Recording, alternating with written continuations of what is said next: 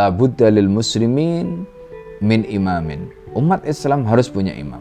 Yaqumu bimasalihihim min tanfidi ahkamihim. Yang menjalankan tugas untuk mewujudkan kemaslahatan mereka min tanfidi ahkamihim, dalam bentuk apa? Menjalankan hukum-hukum mereka.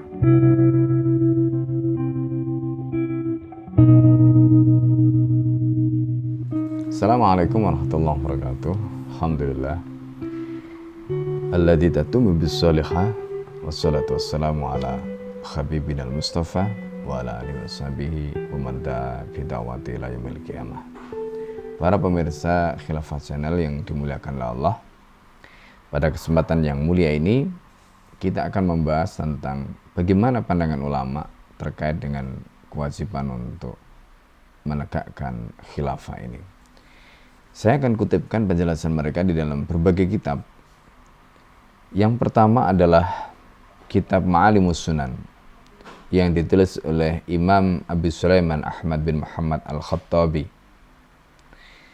yang merupakan syarah dari Sunan Abu Dawud. Di dalam kitab ini, juz ketiga halaman 5 dan 6, di situ disebutkan bahwa walidzalika ru'yatis sahabatu yauma mata Rasulullah sallallahu alaihi wasallam lam yaqdu syai'an min amri dafnihi wa tajhizihi hatta ahkamu amral bai'ati.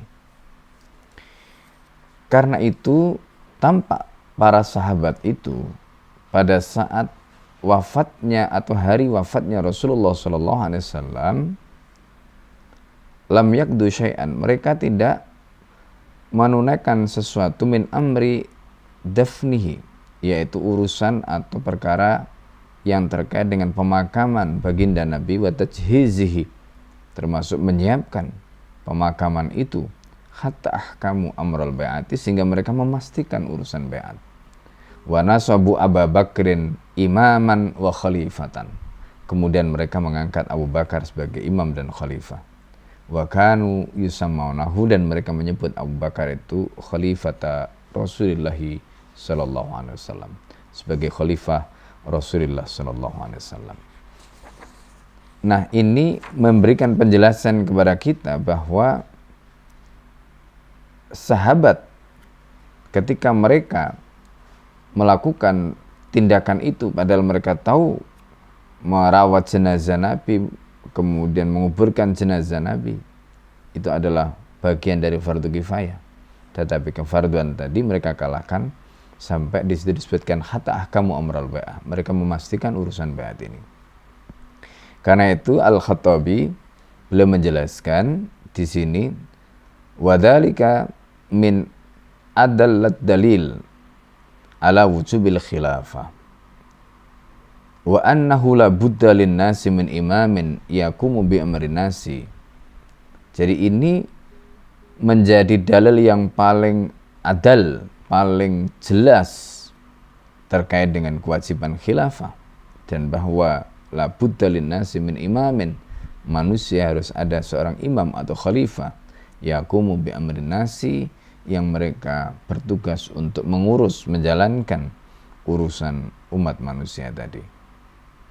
Wa yumdi fihim ahkam Allah, dan menjalankan di tengah mereka hukum-hukum Allah subhanahu wa ta'ala. Itu penjelasan Al-Khattabi terkait dengan wujubu al-khilafah berdasarkan ijma' sahabat. Kemudian di dalam kitab Al-Jami' li Sya'bil Iman yang ditulis oleh Al-Hafidh Al-Bahaqi, di situ disebutkan wastadalla ghairuhu min ashabina, maka berargumentasi atau mengambil istidlal para ashab kami, yaitu para pengikut madhab Syafi'i, ya, ghairu yang lain, fi wujubi nasbil imami syara'an, mengenai kewajiban mengangkat seorang imam secara syar'i, bi ijma'is sahabati, berdasarkan ijma' sahabat, ba'da wafati Rasulullah sallallahu alaihi wasallam, setelah wafatnya Rasulullah sallallahu alaihi wasallam, ala nasbil imam, mereka sepakat untuk mengangkat seorang imam setelah wafatnya Rasulullah sallallahu alaihi wasallam. Ini penjelasan Imam Al-Baihaqi di dalam kitab Al-Jami' li Sya'bil Iman. Di dalam kitab itu jelas disebutkan bahwa itu adalah bagian dari pendapat ashabina, pendapat dari mazhab Imam Syafi'i. Bisa dibaca di dalam kitab itu juz yang ke-9 halaman 462. Kemudian di dalam kitab At-Tanbih fi Fiqh Syafi'i yang ditulis oleh Imam Abi Ishaq Ibrahim bin Ali bin Yusuf Al-Fairuz Abadi Asy-Syirazi, halaman 248, di situ disebutkan al-imamatu fardun alal kifayati, bahwa imamah itu hukumnya fardu kifayah. Fa ilam yakun man yasluhu illa wahidun, kalau tidak ada orang yang layak kecualinya satu, ta'ayyan alaihi, maka hukumnya menjadi fardu ain baginya. Wa yalzimuhu talabuha, dan dia wajib untuk memintanya. Wa in imtana'a, kalau dia menolak padahal hanya dia yang mampu, padahal hanya dia yang layak, ujbira alaiha, maka dia dipaksa untuk melaksanakan fardu kifayah tadi. Wala tan'aqidu al-imamatu illa bitauliyatil imami qablahu. Ini pendapat. Dan imamah itu tidak dinyatakan sah kecuali dengan pengangkatan imam sebelumnya. Ini masyhur di kalangan mazhab Syafi'i yang kemudian disebut dengan thariqah istikhlaf atau wilayatul ahdi. Tapi ingat, di dalam kitab Ar-Rawdah itu disebutkan ada 3, selain tauliyatul imam min qabl, ada di sana yaitu bai'at, dan yang ketiga adalah al-istila' awil qahr wal ghalabah. Kemudian di dalam kitab Ahkam As-Sultaniyah yang ditulis oleh Abi Ya'la Muhammad bin Al-Husain Al-Farra, di situ disebutkan nasbul imami wajibun atau nasbatul imami wajibatun. Karena kalimatnya di sini menggunakan kata nasbatul imam, maka khabarnya wajibah.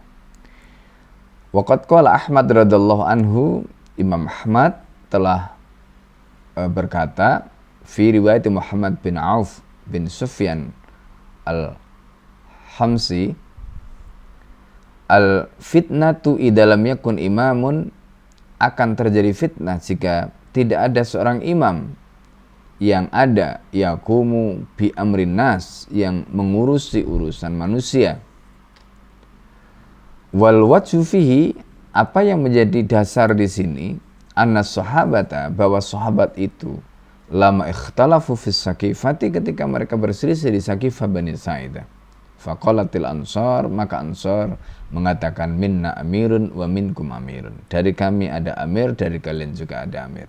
Wa dafa'ahum Abu Bakar wa Umar radhiyallahu anhuma, dan Abu Bakar dan Umar menolak mereka.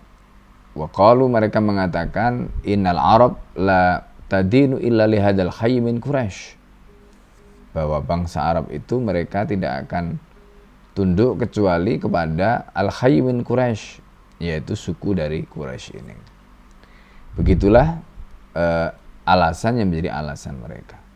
Wa ya fardun alal kifayati, kata Al-Farra, dan hukum khilafah atau imamah ini adalah fardu kifayah. Kemudian di dalam kitab Al-Idah fi Usuluddin yang ditulis oleh Abil Hasan Ali bin Abdullah, di situ disebutkan bahwa wa nasbatul imami al-qa'im bidzalika, mengangkat seorang imam yang melakukan tugas-tugas yaitu hifdz siyasah bisyar'i wa iqamatul haqqi bil adli, menjaga politik agar tetap berjalan berdasarkan syariat, menegakkan kebenaran dengan keadilan, wa tadbiri umuril bilad, dan mengatur urusan negeri, wal ibad, dan manusianya atau orangnya, bima yujibus shalah, dengan sesuatu yang bisa meniscayakan terwujudnya kebaikan, dan seterusnya. Di sini disebutkan wa nasbatul imamil qa'im bidzalika, mengangkat imam yang melaksanakan tugas-tugas tadi, fardun alal kifayati, hukumnya fardu kifayah. Wa mata ijtama'atil umma ala tarki imamin, dan apabila umat sepakat meninggalkan imam, artinya tidak mengangkat seorang imam, yansibunahu, yang mereka angkat, asaw kulluhum, maka semuanya mereka melakukan maksiat, wa athamu, dan mereka semuanya berdosa. Ini bukti bahwa kewajiban nasbul imam ini merupakan kewajiban yang luar biasa.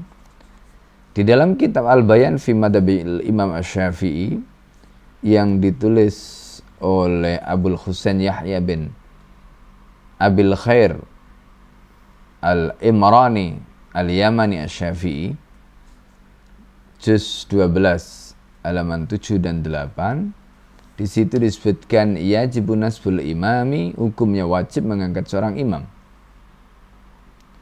Kemudian beliau mengatakan waqala ba'dul mutakallimin, sebagian ahli kalam berpendapat lau tukaffan nasu anid dzulmi, kalau seandainya manusia itu sudah bisa dilindungi, bisa diselamatkan dari kedoliman, lam yajib nasbul imam, maka pengangkatan seorang imam tadi tidak menjadi wajib, karena alasannya itu sudah